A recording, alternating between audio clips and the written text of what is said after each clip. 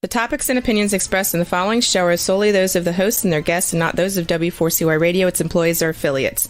We make no recommendations or endorsements for radio show programs, services, or products mentioned on air or on our web. No liability, explicit or implied, shall be extended to W4CY Radio or its employees or affiliates. And questions or comments should be directed to those show hosts. Thank you for choosing W4CY Radio.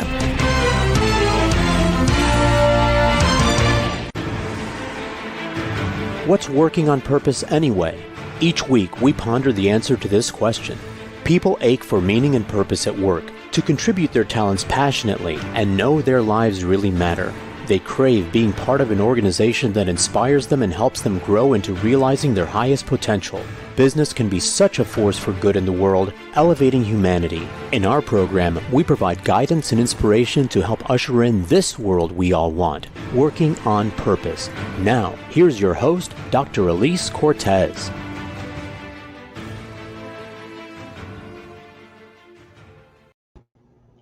Hi there. Welcome back to the Working on Purpose program. Thanks for tuning in again this week. I'm your host, Dr. Elise Cortez, joining you live from Dallas, which is home base for me. If you don't know me yet, I'm a management consultant specializing in meaning and purpose, organizational logotherapist, inspirational speaker, social scientist, and author. I help companies discover and articulate their purpose or thread it through their culture and operations. And I work with organizations to develop inspirational leaders who create cultures where people actually want to come to work and do their best. And I provide programs like the Grab Your Gusto that enable individual team members to discover and unleash their passion and purpose at work to catalyze fulfillment, engagement, and productivity. You'll learn more about me and how we can work together at elisecortez.com or gusto-now.com. Let me thank my partner and sponsor, WorkProud. We are a perfect collaboration. Everyone wants to know they matter and that the work they do is meaningful and appreciated. WorkProud helps companies do just that through their mobile platform that is built to encourage employees to share stories and recognize each other's contribution. WorkProud empowers HR and business leaders to help create company cultures where all employees are inspired to feel proud of their work and proud of their company. Learn more about WorkProud and a recent study they've commissioned about pride in the workplace at workproud.com/Dr. Elise Cortez. With us today is Dr. William Smith. He's the Director of Organizing for Development and International Institute. He has a long career background helping international organizations like the World Bank and United Nations, among others, with growth and development issues. He's also spent decades studying and practicing in the field of purpose and other areas and has written the book, The Creative Power: Transforming Ourselves, Our Organizations, and Our World. He's also written several scholarly articles, including Making the Invisible Visible, the dynamic interplay between purpose, power, and leadership in organizing complexity. Today, we'll be talking about where his fascination with purpose and his appreciation, influence, and control model arose, and how he's applying his current work today to help organizations. He's also going to be sharing just some of his fresh off-the-press new discoveries that he has found with us. He joins us today from Richmond, Virginia. Bill, welcome to Working on Purpose. It's good to be here.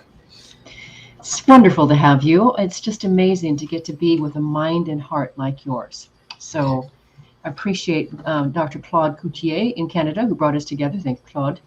Amazing talent scout that he is. Good.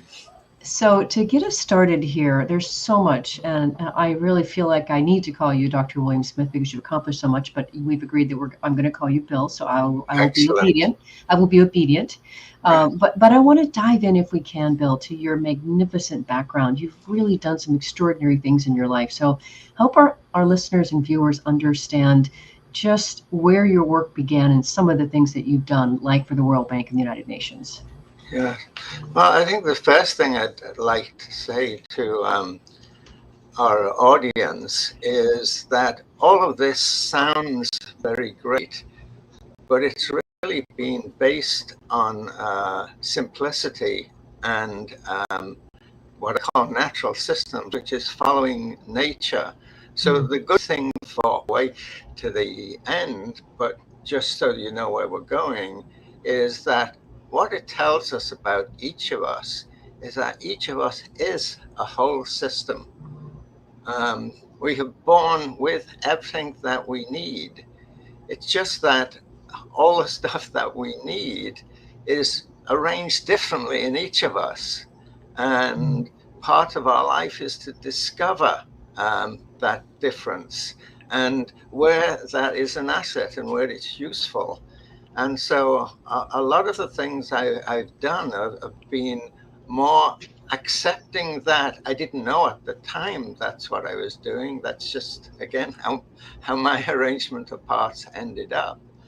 And so then its circumstances start having an influence on how you arrange those things, or how do you discover their arrangements.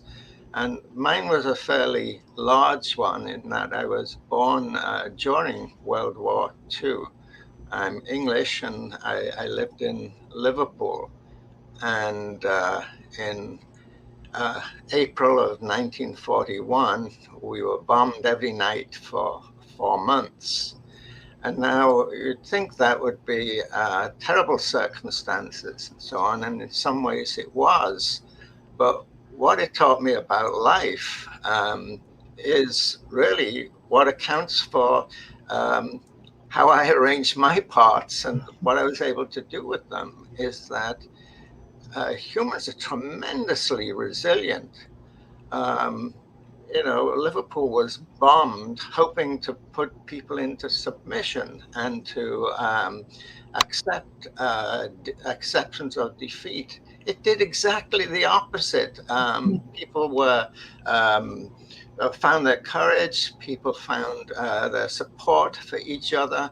And you ask many of people who are now at the end of their lives what the effect the war had. And then some people tell you it's the best time of their life. They'd never felt more alive than when they were about to die. And that, without my knowing it, that had a tremendous influence on me. And the first one is, I think it accounts for my going global, that, I always had in me. And part of that was that I was also born in Liverpool, which is a port which has a very cosmopolitan reach. But we also have some very ordinary people who are not at the top of the social pecking order in England. And so they tended to be warm and supportive of each other. So Liverpool was a very warm place to be brought up in, a very friendly place to go in. And that also helped me in my search, because I certainly didn't carry any of the airs and graces of someone privileged into the work I did. The next major step was when I did get a job. It fit exactly that need. I got a job in the airlines. I was a management trainee, which is to be a management trainee in British Airways then was like getting a job in the Foreign Service, because you had a job from the womb to the tomb. You would be a future general manager of BOAC. It was called then British Overseas Airways Corporations. It's now British Airways. And they gave a management course, which is probably the worst management course I've ever heard of. It was basically some legal lessons, a couple of financial lessons, and economics. But they gave one course, which wasn't a course, it was a paper to write. And we were asked to write, what is the effect of management theory on management practice? At my age, I'm still writing that paper. I understand. But a book did come out of it from that. But it changed my life. I suddenly saw that this thing called organization was something I'd never even thought of. Organizations to me were like nature, they're part of nature. And just like the rain in England, they're bloody awful, and there's not much you could do about them. But this book woke me up and said, it was called The Social Psychology of Industry. And it was one of the first books really looking at what is now modern management, but through the eyes of a social psychologist. And he basically said that you can really do something about these organizations, and the kind of things you do make people a lot happier, a lot more productive, and it's better for the company. It's not only better for the company, it's better for the community, and it's better. That's a no-brainer. Why aren't we doing this? And so I, through that reading, it really set me for my career. And I'd say in British Airways, I had another major learning is that I felt I knew nothing. I didn't, I was just a trainee, and we'd had some airline technical training, but you didn't know anything about management and so on. And but I started to get results. My first major job outside of training was in at the airport at Rome at Fiumicino, and we had airlines. British Airways ran all the Commonwealth airlines too in Europe. So we had flights coming in from everywhere in Rome, from every which direction, 24 hours a day and so on. And I had no experience in anything that busy and that hectic. And so just started to kind of discover my way. I was doing something which I didn't know I had a word for. In fact, I had to invent one for it eventually, which is basically appreciating the situation in some ways. But within 6 months, we had made Rome the best performing airport on British Airways network. And the kind of airports young people like me were sent to were not those that were run by British Airways itself. It was those that were run by another airline. So you had to work through somebody else to get your results. And that too was probably the best thing for me, the best experience I could have, because then I never learned to really exercise control because you didn't have any. What's that? Yeah. So, so anyway, we got this tremendous performance. I didn't know where it come from or what had happened. And from previous training airports and attachments and so on, I knew that you could work very hard at something and get really good results, turn your back, look at something else, and the other thing would drop down and everything. But this didn't. It kept going. So and I asked around, and there was an incident somewhere along the way where the manager for general manager for Europe came visiting the station. That's what we call airport station. And he was with my local manager, the manager for Rome, I looked after the airport and he looked after everything else. And the group was there, and I was walking past on duty in uniform with the 3 shiny bars. And I went over to be polite because they were standing there. And, "Oh, Smith, jolly good. How are you? How's the wife? Rather enjoying Rome, are you?" "Yes, sir, of course." Yeah. And he said, "Oh, Smith, could you step aside a minute?" And I thought, "Oh God, they've got the results. They know what first." So I'm waiting to try and look my most modest and go, "Oh shucks," And he said, "Smith, I noticed you didn't call your area manager, sir. And I'm from Liverpool and working class, and that's like an attack." So we attack. So I attacked back and said, "Of course I didn't call him sir. I know his name." I said, "I call passengers by their name when I can, and only when I can't do I call them sir." And then I realized from the look on his face, oh boy, that wasn't smart, And he said, "I too, Smith, for health reasons." Oh, I said to him, one of the reasons I don't call management, people say is I missed the military service, compulsory military service, by about 3 weeks, just because of age. And so and he said, I too, Smith, did not complete military service, but I call my superiors, sir. That's it. That was the day I decided to, I was going to leave England. I felt I'd done the best I could. And I thought this was a class thing. I got it.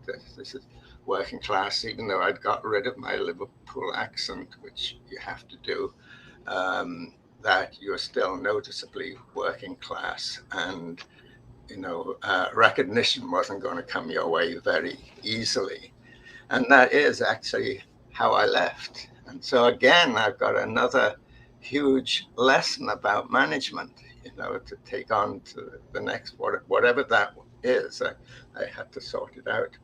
And well, with that, let me stop you if I can, Bill, because we're going to take a quick break, and that's a perfect way for us to go into it. Good. So I'm Elise Cortez, your host. We went on the air with Dr. William Smith, the director of Organizing for Development and International Institute. We've been talking a bit about how he grew up and where he developed his mindset, his unique way of seeing the world, which you're going to see as we go along in the conversation has contributed to his decades long of research and something that he's put forth today that's really remarkable.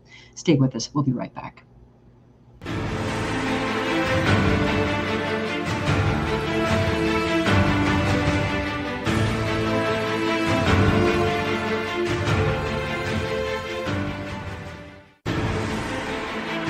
Dr. Elise Cortez is a management consultant specializing in meaning and purpose, an inspirational speaker and author. She helps companies visioneer for greater purpose among stakeholders and develop purpose-inspired leadership and meaning-infused cultures that elevate fulfillment, performance, and commitment within the workforce. To learn more or to invite Elise to speak to your organization, please visit her at elisecortez.com. Let's talk about how to get your employees working on purpose.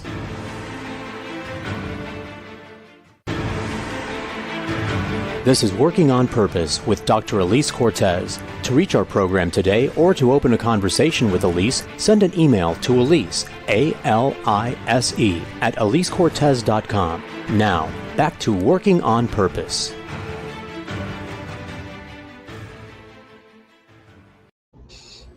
Thanks for staying with us and welcome back to the program. Before we get back into talking with Bill Smith about what he's been doing with his life and such, I do want to share with you, if you don't already know it, that I have my first book out on Amazon now. It was brought out last fall. It's called Purpose Ignited, How Inspiring Leaders Ignite Passion and Elevate Cause. Love for you to check it out. I wrote that book to awaken readers to their passion and purpose and help them transform into inspirational leaders who enliven the workplace and elevate the contribution of human beings inside it. And I use that as a context for all of my programs, for the most part, my leadership, as well as my Grab Your Gusto program. So check it out if you will. Thank you very much. If you're just starting the program, my guest is Dr. William Smith. He's the director of Organizing for Development and International Institute. I'm your host, Dr. Elise Cortez. So we left off in that last bit there, Bill, with you sharing how it was that you decided to leave England with that quote managerial exchange. So then what happened? Yes. So I came to the States to do an MBA, and particularly because there was one sociologist at Indiana University in Bloomington, Indiana, who was starting to say some things that was awakening me to some of the things I was sensing, but didn't have words or understanding to know. But I knew he was talking about something. And one of the things he was talking about was power. Mm-hmm.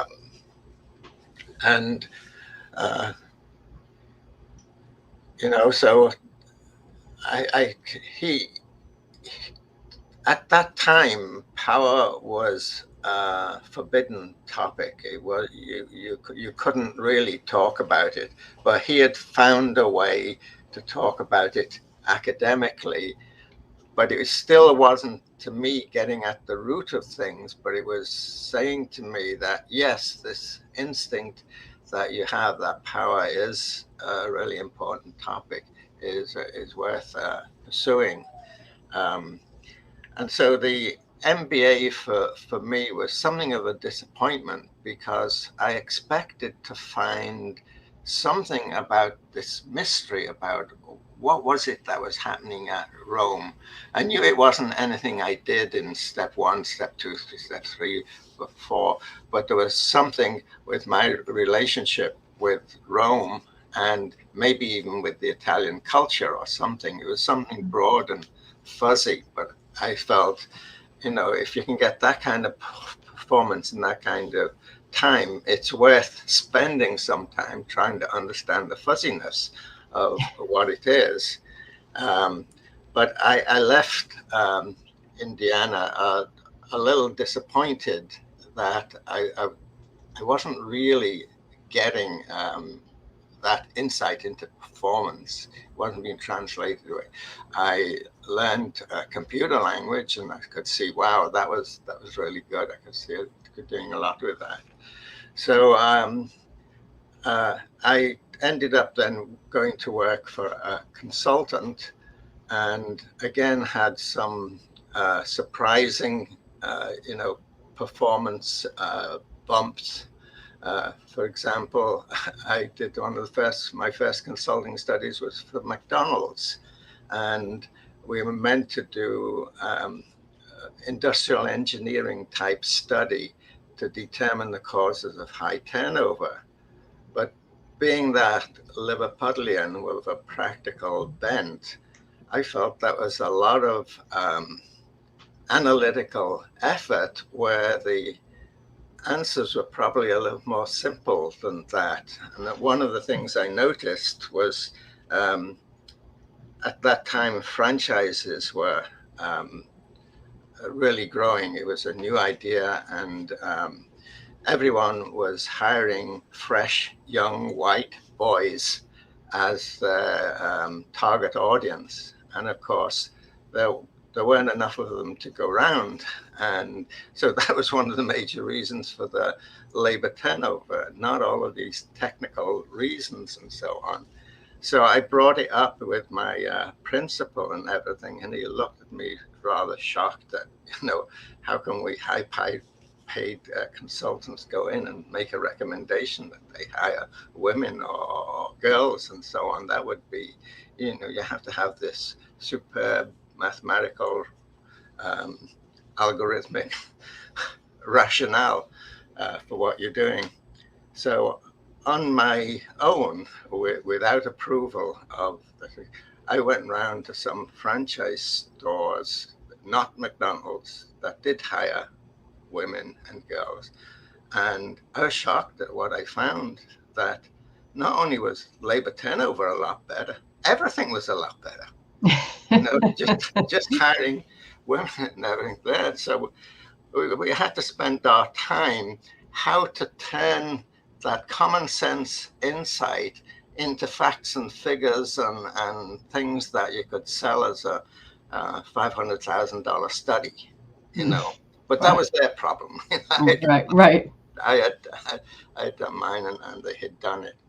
So again, there was some disappointment that I was not getting a handle on this very high performance at very low cost in very short time. And in a way, I ended up giving up, say, well, I expected to find something from academia. I didn't. Then I went to consulting, and in fact, said they're between academia and practice, so I'll find something from them, and I didn't. So I said, I'll give up and go back into industry and join the international division of a pharmaceutical company. Then started creating this management development program, which would include all the kind of rational things that I was learning and so on. And we did that. And lo and behold, we got another room. Our Canadian operations just blossomed under this program. We call it MPP, Management Planning Program.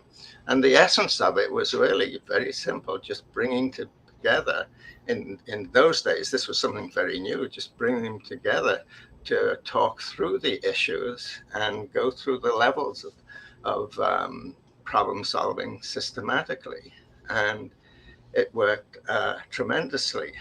And so in the international division, then I tried to do something similar and did a study.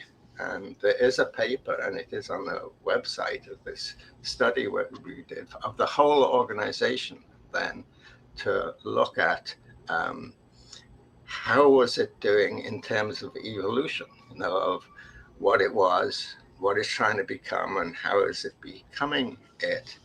And it was the study was a big success, and it was like classic research, And so I was going around the world, to each of the areas, explaining the results of this study. But it had zero effect on the company, because what happened is each area would take from the study the things that supported what it wanted to do. Mm-hmm. It would do them and so on, but it wouldn't affect also. That was my realization, that classic research doesn't get people to opt for performance. And then I came to the conclusion that organizations are not run on norms of rationality, but now I had my true lead. What they are run on is norms of power. And I thought my mentor, my MBA mentor, had said that in his book. And I remember quoting that, and I remember someone reading it and said, well, we've gone through James D. Thompson's book, Organizations, and we can't find what you said. And I realized he hadn't said it. I said it, but it was the thought was so indebted to him that I thought he'd actually said it, and so on. So, okay, I'll take credit for it. That's mine. So, so that's where the idea for power came from. And because this wasn't getting anywhere, and GD Searle was going through a lot of 5-year turmoil, that reorganizations that they go through. So I took advantage to an offer that they would keep me on as a consultant while I did a PhD. And I went to Wharton because there were 3 people whose work I knew totally separately, and I had no idea they knew each other, and certainly not that they were in the same university, but they were in the same program in the same university. And one was a very famous operations research person, Russell Akoff. Another one was a fellow Englishman from the Tavistock Institute in England that had invented socio-technical systems ideas. And a third one who actually ended up having the most practical use on me was a Turk. He'd been at the Club of Rome, and he'd been working on planning at the time when the Soviet Union was collapsing because of the failure of its 5-year planning process. And he'd come up with a planning process which is much more dynamic and so on. And that was a big breakthrough for me, because I then realized that, in studying organization, and I still regarded myself as an organization specialist, it's not about structure. It's one dimension higher than that. It's about structure changing over time. And so you've got to have that other level in there of time changing things. So it's not enough to fix the structures, because they're going to change. And so you need a process view of organization. So that had a tremendous impact on me and went into my thinking.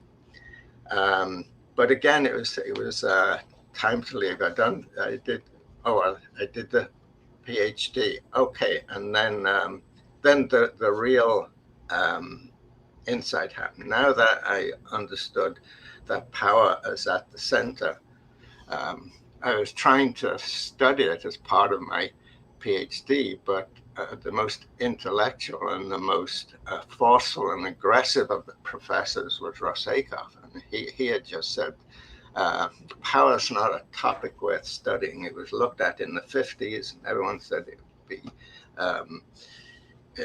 something great, but it turns out it'd be nothing. When it's in everything, it's really nothing. And I said, well, I believe the rules of the game for us as PhD students is that we bring in the topics that we're interested in exploring. So I'm still interested in exploring this. So, and well, he wouldn't speak for me for 3 weeks. In fact, it was my turn to be about 3 or 4 weeks running the learning cell, they called them, and he eventually brought something in which happened to be based on an equation. It was Ralph Emerson's equation that says the power of A over B equals the dependence of B on A. So he's really, and so I thought, wow. The first thing that told me, and the first thing I realized, that my first big insight on power was that power is a relationship. It is not a quantity. It is a relationship. So that then opened the floodgates on understanding power. And then I got a consulting job with the World Bank, and they expect me to bring all the modern technology from Wharton to apply it to the World Bank projects, particularly as they're having a real problem. They just started social projects like population and health and so on, whereas up to hold that thought, Dr. Smith. Sorry, we want to grab our last break, and you've set us up perfectly to be able to treat the last bit here, so let's go ahead and do that. I'm your host, Dr. Elise Cortez. We're on the air with Dr. William Smith, the Director of Organizing for Development and International Institute. We've been hearing about the ongoing unfoldment of his career and his mind. In this last session, after the break, we're going to hear more about his actual work and the model that he's put forth and what he's working on to develop it further today. Stay with us. We'll be right back.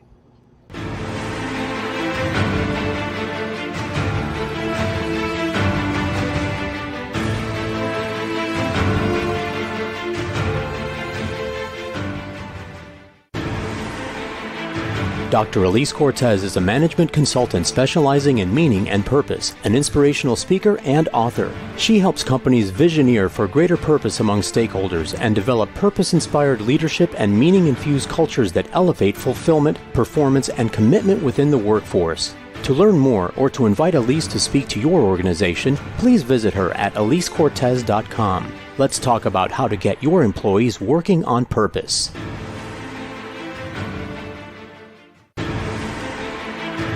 This is Working on Purpose with Dr. Elise Cortez. To reach our program today or to open a conversation with Elise, send an email to Elise, A-L-I-S-E, at elisecortez.com. Now, back to Working on Purpose.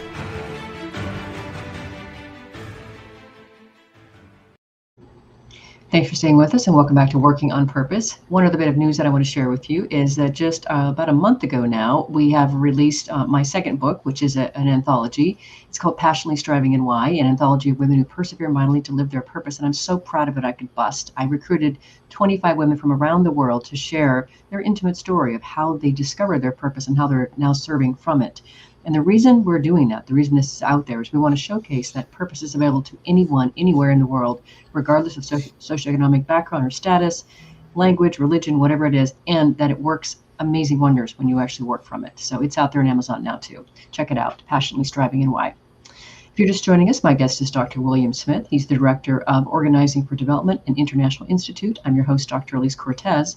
So you were just teasing us with this notion that you'd come to do a consultancy project for the World Bank, and they were expecting you to bring brilliance from Wharton, and you were taking and going to start working on social issues. Yes, and at the same time, I'd been going through this evolution of what is organization, and that power is central to it. And yet there aren't any really good concepts of power. There are about 8 or 9 different models. They're not connected with each other and all the rest of it. And but as part of my own personal learning, Eric Trist, who was from socio-technical systems, himself had been moving on, and he was beginning to look at the organization in its environment, so its social ecology. So he had a model, a way of looking at organizations as the internal environment of the organization, which is the organization itself, then its relationship with a new word that was just coming in called stakeholders, and then with the community. And so he showed for me the first thing, one of the biggest mistakes I'd been making with organization, and one of the biggest mistakes that's still getting made with organizations, is by thinking that the organization is bounded by its boundaries. And as long as you have everything working okay in those boundaries, everything is okay. Where Eric was telling me quite bluntly, look, Bill, you are never going to find the answer to organizations and organizational performance within the organization. You have to go outside. So then I had 3 places to go outside, and he'd call them internal, transactional, and contextual. And in the World Bank, I introduced that idea and wrote a paper on it. It was very popular, but a practitioner came up to me one day and said, look, Bill, this it's nice that what you're doing is right, because you're taking us out from a concentration on a project and going out into its influenced environment and out into its transactional. But I'm an agriculturist, and I go out and work with farmers and peasants every day. I can't ask them, how's your transactional environment today? We need other words, And instantly, because I don't think I mentioned my first degree was in modern languages, so I was very sensitive to the use of language and understood, the structure of Anglo-Saxon words, which are very practical and down to earth, and Latin words, which are a lot to do with food and sophisticated things, and then the big contextual words were philosophical ones, and they're Greek. So I realized we needed some Anglo-Saxon words to describe what we were doing. And that's where I came up with the 3 words, or I came up within 20 minutes of that realization. We came up with 2 words to decide what's going on inside the organization as control. And then what's going on with the new word, stakeholders, was influence, but we couldn't think of a word for what was going on in the context, and I think it took us months. And we eventually got it from the most unlikely source, from the British military. They'd have, the British had all their colonies to look after, so they had to worry all the time about the context, and all the context within those contexts and so on. So they'd send people out like Lawrence of Arabia, and his job was to go to Arabia and appreciate the whole situation.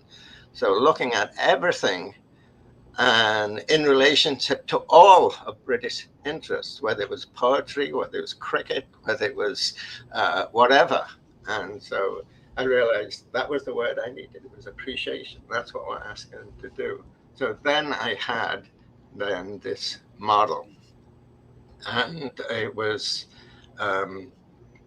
we applied it to projects where we were basically very simply just getting to stop looking at projects as projects and start looking at them as a set of relationships that they could control, but no more than a third of things you could control. Then there's a whole set of things outside of that you could influence, but not control. And then there's a whole set of things that was bigger than anything else that affected what you wanted to do, but you couldn't control them, nor could you influence them. But that was the biggest set of things that you had to deal with.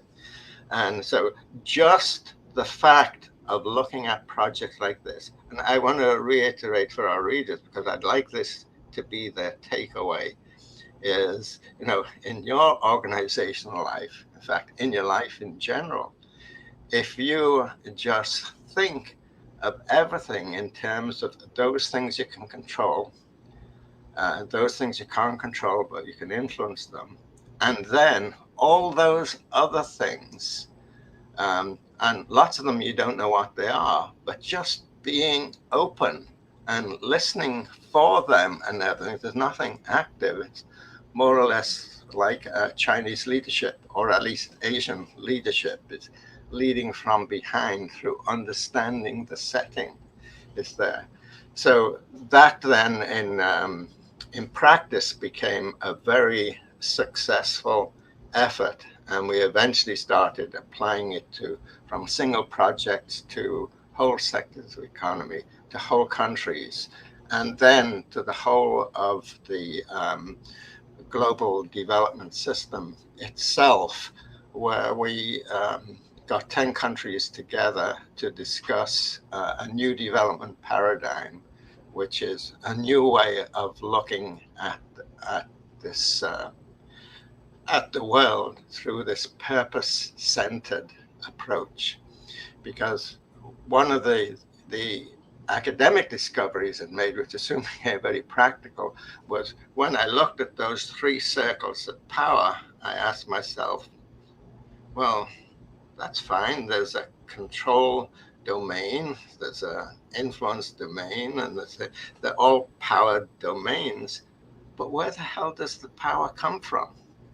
And whereas it had taken me about 3 or 4 months to come up with the term appreciation, the answer to that question came back just as sharp as anything, and with like a thunderous clap that could be, and a turbulence that says it comes from purpose.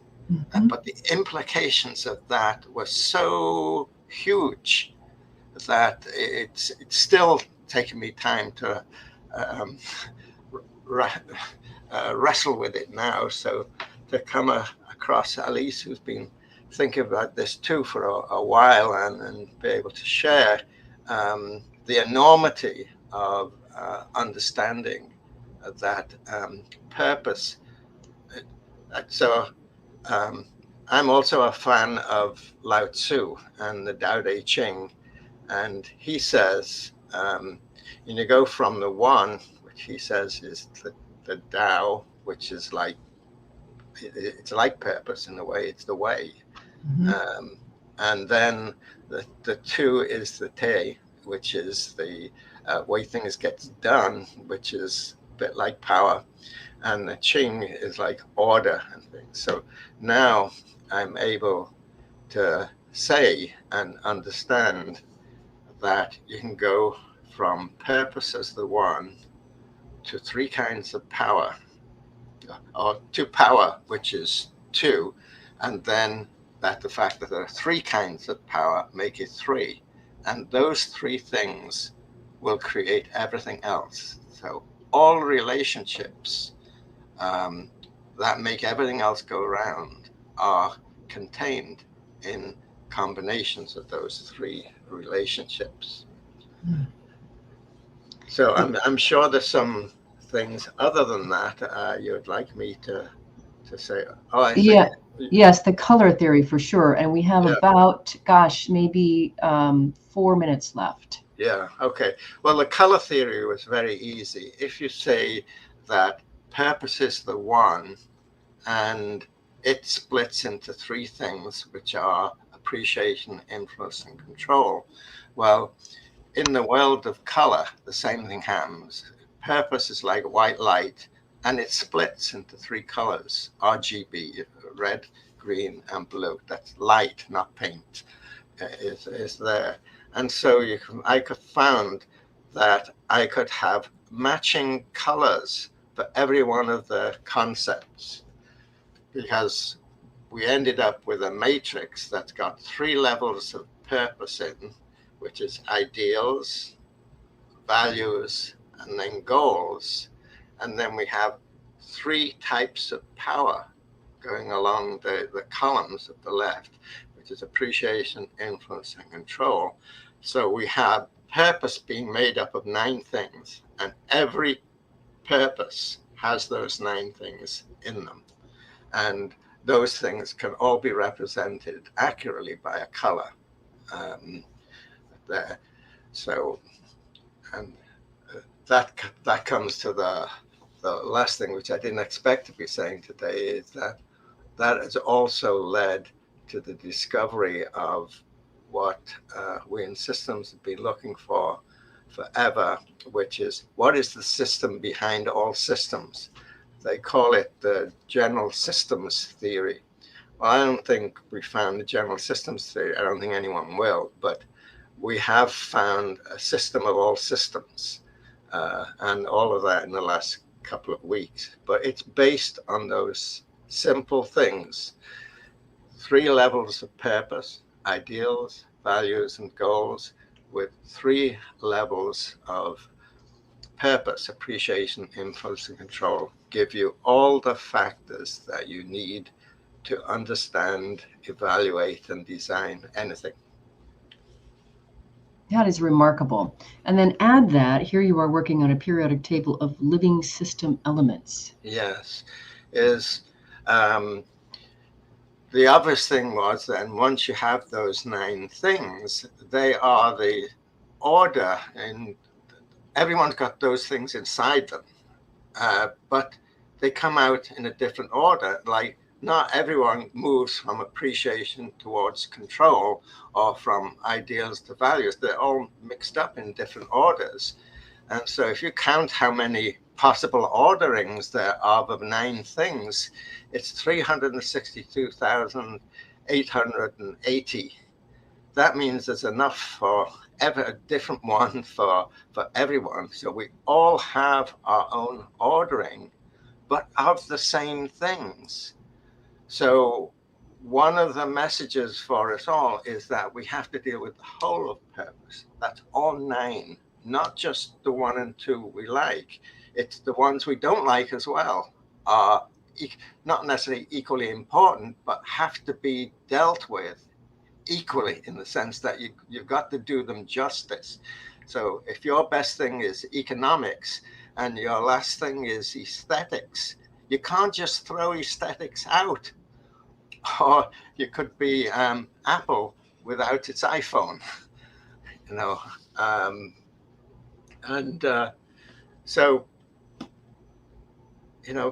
that's where we are now. And Dr. Smith, this has been beautiful. We've come to the end already. So this, what you've done is you've narrated your journey and helped us get to understand how it is that you arrived at this model after decades of work. It's amazing. In the last, say, 30 seconds, what would you like to leave our listeners with, our viewers with? I think it's basically a simple 1-sentence message. So in everything you do, try to balance appreciation, influence, and control, because it's one thing to attend to your ideals, values, and goals, but where we actually go wrong is, as we go through those, we kind of either feel very powerful or not powerful, but we get out of kilter with power. And thinking of appreciation, influence, and control is thinking about the whole of power. The whole of power is appreciation, influence, and control, but it's manifest totally differently. But if you learn how those 3 are manifest, and then you get the habit of checking out with each of them when you're doing things. You may be a controller and prefer control, but unless you practice appreciation as well, you will not be successful with your control. So on. So that's the message. So in everything you do, balance the use of appreciation, influence, and control. Wonderful. Bill, thank you very much. What a beautiful man, beautiful mind, beautiful heart. I'm so happy to share you with my listeners and viewers and elevate their consciousness with your thinking and contribution. Thank you for being on the show. Okay, and thank you. So welcome. Thank you to the listeners. Absolutely. If you want to learn more about this remarkable man and his work, it's really quite profound. I promise you, I've been studying it. It's quite profound. I want you to check it out. If you go to his website, it's ODII.com. So four letters, ODII.com. Check out his books, his articles, give it a read. Look at his color theory as well. It's quite fascinating. And thanks again to our partnering sponsor, WorkProud, which helps companies build a platform where your workforce receives meaningful feedback, and thanks for the work from people across your company. Last week, if you missed the live show, you can always catch it re-recorded podcast. We were on the air with Cindy Teisinger, the founder and chief culture officer of Regenerous, which is a woman-owned, woman-led, heart-centered, and science-based social impact community. Truly a riveting and inspiring conversation of just how much difference business can do in the world, especially when its operations are architected with purpose and consciousness and capitalism in mind. Conscious capitalism, excuse me. Next we'll be on the air with Lisa Gable. She's the author of Turnaround, How to Change Course When Things Are Going South. A perfect conversation for companies and leaders who need to change course and how they can do so. See you there. Remember that work is at least a third of our life, so let's work on purpose.